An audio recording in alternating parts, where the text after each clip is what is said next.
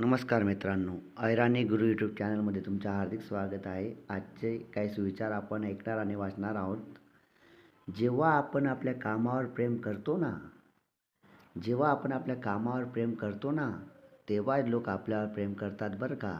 बघा मित्रांनो, तुम्ही विद्यार्थी असाल, शिक्षक असाल, शेतकरी असाल, नोकरदार असाल, काही असाल, पण तुम्ही जेव्हा तुमच्या कामावर प्रेम करता ना, तेव्हाच हे जग तुमच्यावर प्रेम करतं बरं का. मला याच विचारामधून हे म्हणायचं आहे, पहिले स्वतःला जीव लावायला शिका, मग दुसऱ्यांना जीव लावा. कारण प्रेमाच्या बाबतीत जग हे स्वार्थी आहे. मी जर काम केलं, मेहनत केली ना, तर मी माझ्या कुटुंबाला गोड वाटणार, चांगला वाटणार. मी 2-4 महिन्यात बाजवर खाटेवर झोपलो ना, माझं घर, माझं कुटुंब माझा तिरस्कार करेल. मित्रांनो, पहिले स्वतःला जीव लावा, मग जगात दुसऱ्यांना जीव लावायला शिका. पुढचा सुविचारही खूप छान आहे आपला, ऐराणी गुरु या यूट्यूब चॅनलमध्ये. आपलं अर्ध आयुष्य दुसऱ्याला खुश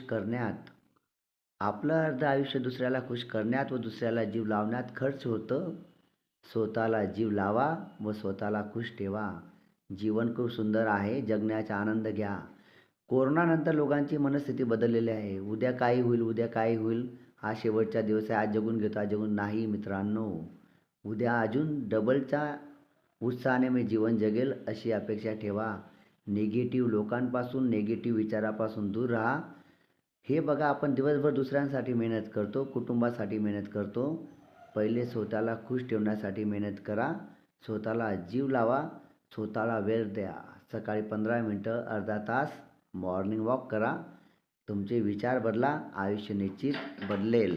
पुढचा सुविचार आहे मित्रांनो, पैसा ते फक्त जगासाठी आवश्यक रास. ऐराणी आहे. मनमोकळं हसासाठी एक चांगला दोस्तनी गरज रास. मित्रांनो, हे पहा, दिवसभर आपण दुसऱ्यांसाठी आयुष्य जगतो. एक गोष्ट लक्षात ठेवा, पैसा फक्त खाण्यासाठी, राहण्यासाठी थोडेफार. आता काही लोक फुटपाथवर राहतात, त्यांना कुठं पैसा लागतोय. पण हे पहा, हसण्यासाठी, बोलण्यासाठी एक चांगला मित्र तुमच्यासोबत राहू द्या आणि मन मोकळं हसा मित्रांनो. तुमचा ताणतणाव, तुमचं टेन्शन आपोआप दूर चाललं जाईल. बघा, मित्रही कसे, निंदक नको. निंदक 2-4 असले ठीक आहे, बाकी पॉझिटिव्ह मित्रांसोबत राहा आणि पॉझिटिव्ह मित्रांमध्ये गप्पा मारा आणि सगळे विषय. दुसऱ्यावर कधी हसू नका. माझा एक मित्र आहे, तो खूप चांगला आहे.